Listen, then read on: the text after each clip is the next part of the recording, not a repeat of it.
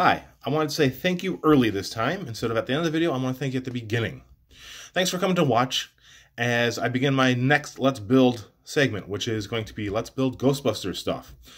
The Ghostbusters have a dear part of my heart just due to nostalgia in part and other happy memories that I have associated with it, such as sitting down to watch the first two movies with my daughter every year for the last 8 years on Halloween.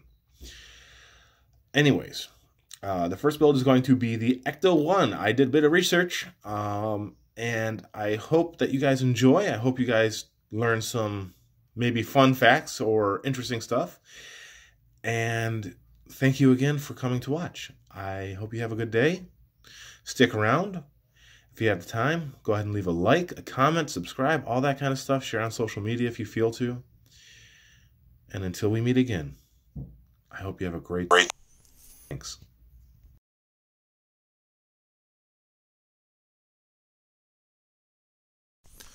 Seeing as it is October, the month of Halloween, I wanted to build something here that serves two purposes. One, it has in some way fulfilled the spooky stuff, and two, it has some connection to me personally. So I present to you the Lego Ectomobile Ecto-1. A nice thick instruction booklet. The pages actually feel really nice in it. They don't feel cheap at all. So this booklet, of course, contains the build steps, as well as a little description of the movie at the beginning of it.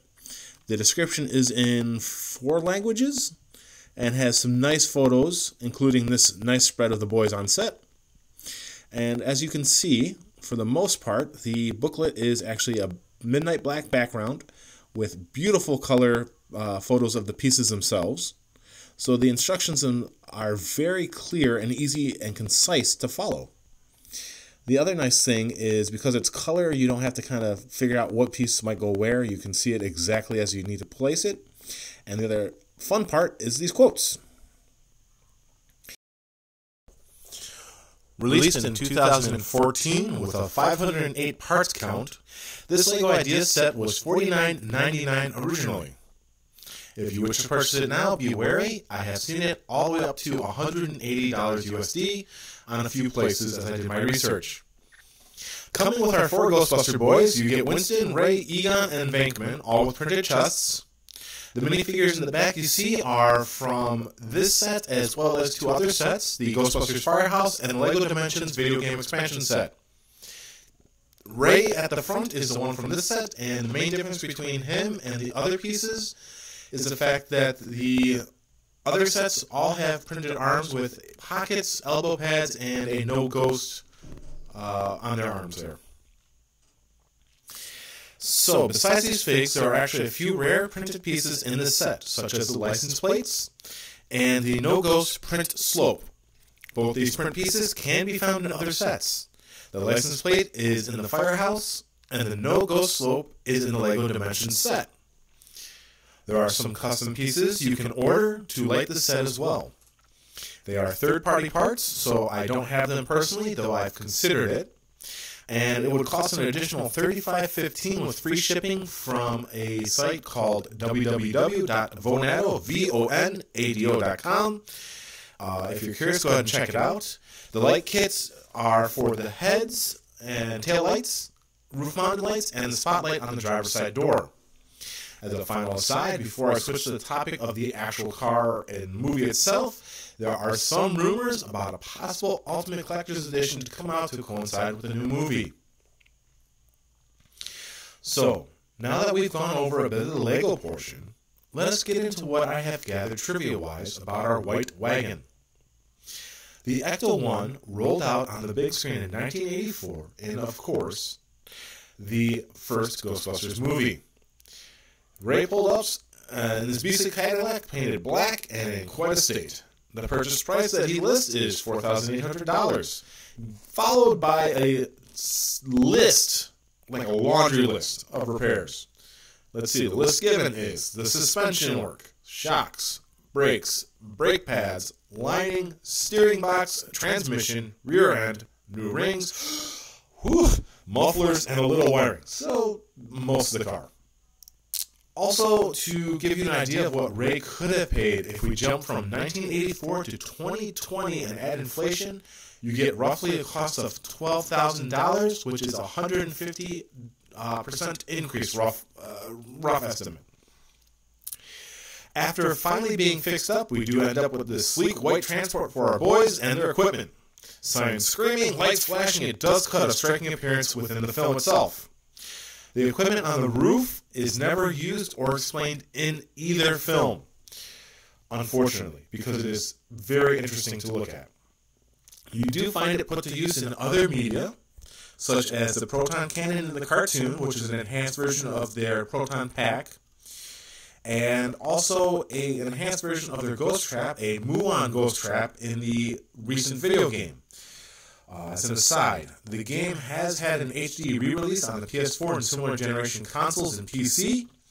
If you can play it, I recommend you do. It is a lot of fun. Maybe I'll do a review of that game at some point. So anyways, let's talk about the particulars of this vehicle. As stated, it is a Cadillac, but to be exact, it is a 1959 Cadillac Miller Meteor Futura Duplex limo-style end-loader combination car ambulance conversion. It is called a combination car as it would have been either a hearse or ambulance depending on how you converted it. This vehicle had a limited run of 400 made and rolled off assembly lines in Ohio. Some information about the naming convention on there. The Miller Meteor bit is actually originally two competing companies that at one point were purchased by the Wayne Bus Company and so on into Cadillac itself. Some facts about this model car is that it has the largest tail fin on any production vehicle. It does boast a 6.3-liter V8 320 horsepower engine. The weight of this Cadillac is roughly 3 tons, and at nearly 20 feet in length, this beast was a bit unwieldy. The ride, though, was said to be quite smooth with an air suspension system. Now, cars are not my knowledge base, right? So I learned all these facts that I just spouted off as I looked into this vehicle. The other thing I did as I researched the vehicle itself was, of course, some brief research into behind-the-scenes information regarding the car. It reaffirmed some trivia that I already knew and added actually some other facts to my Fun Stuff Mind folder. So let's start with the man behind the design, Stephen Dane. He's given a credit in the movie as a hardware consultant, which is, I feel a little undercutting what he actually did.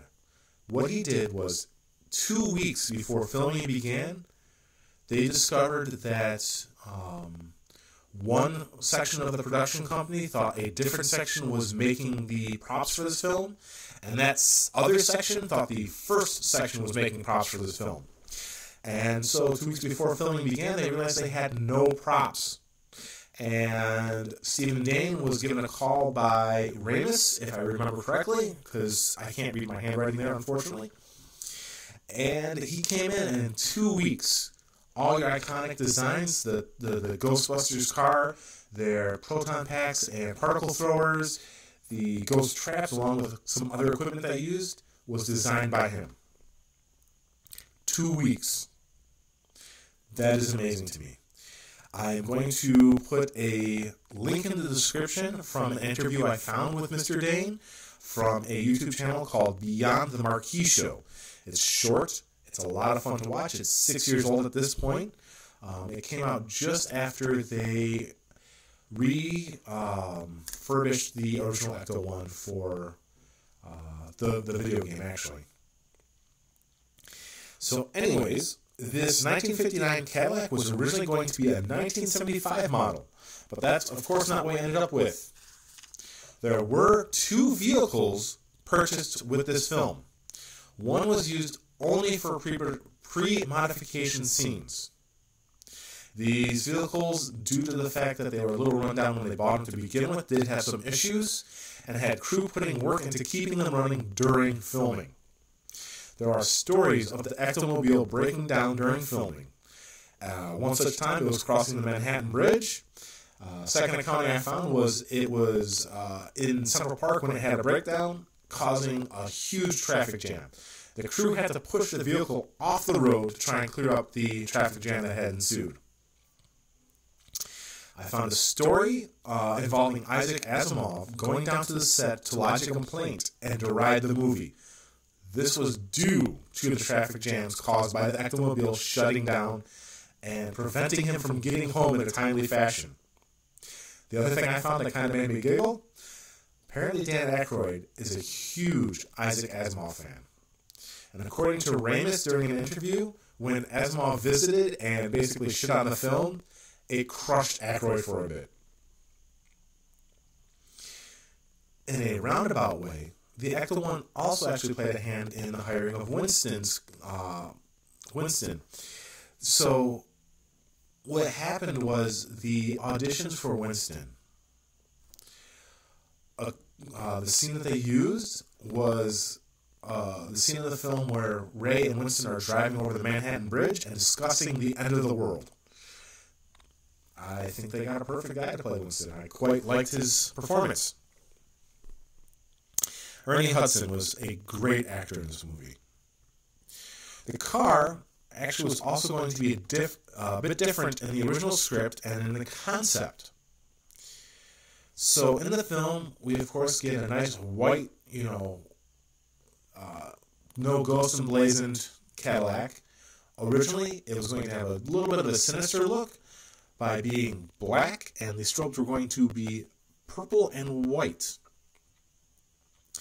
So this paint scheme was dropped from filming due to the large amount of night shoots that were supposed to occur.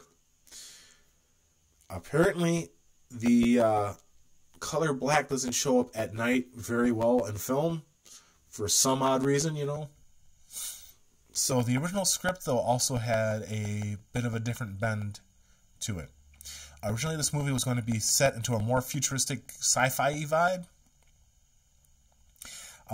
And the vehicle itself had some special technical abilities, such as a interdimensional travel and a dematerialization ability. There is actually some cut footage from the first film where a cop comes up to the Ecto-1 and can't find it, showing that originally they were still possibly going to have some of the bits in there, but it was cut due to it being hard to believe. Anyways, so that's actually all from the first movie, which is what I covered, since this is the Ecto-1 and not the Ecto-1A.